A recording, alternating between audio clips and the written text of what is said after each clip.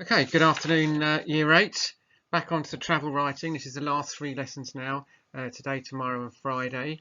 Today is going to be perhaps the most taxing of all of them, but before we get on to that, I want you to look at this do now that relates specifically to Macbeth. Tomorrow and tomorrow and tomorrow creeps in this petty pace from day to day. That's Macbeth, Act 5, Scene 5. What does this quote tell us about Macbeth's state of mind? Doesn't seem very happy there, does he? Have a think about that. That's Act 5, Scene 5. Once you've decided, perform a close word analysis that supports your decision. And don't, you can send me these do nows. I'd really like to see them if you can. Anyway, I'll give you 8 minutes to do that and then on to the next slide.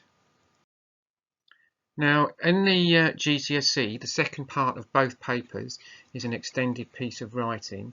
On paper 2, it's a bit more creative, and you have a choice of 2 different types of writing. You can either do narrative writing, which is telling a story, or descriptive sensory writing. Now, we did some sensory writing in the last lesson, so we're going to use those skills now to answer a descriptive question. So the title that goes into your book is Descriptive / sensory writing. So put that in and we'll go on to the next slide.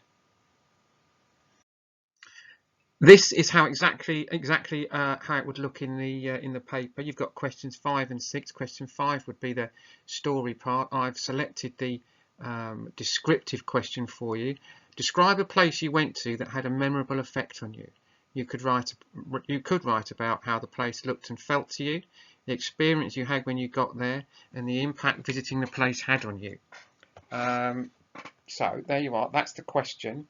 The next slide tells us what the recommendations are from OCR, who are the exam board, what they say you should do. It's not a mark scheme, but it tells you what you should do.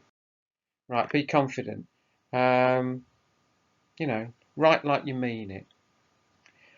Advanced and accurate punctuation, vocabulary choices and sentence structure should be used for effect.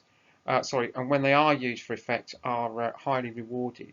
So if you use a short sentence to, be impactful, or a long sentence to create a kind of calm feeling, then that's good.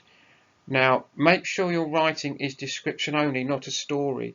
I always think, and I think a lot of people would agree with me, that this is the hardest aspect of descriptive writing, because it's perfectly human to want to tell a story once you start writing something down.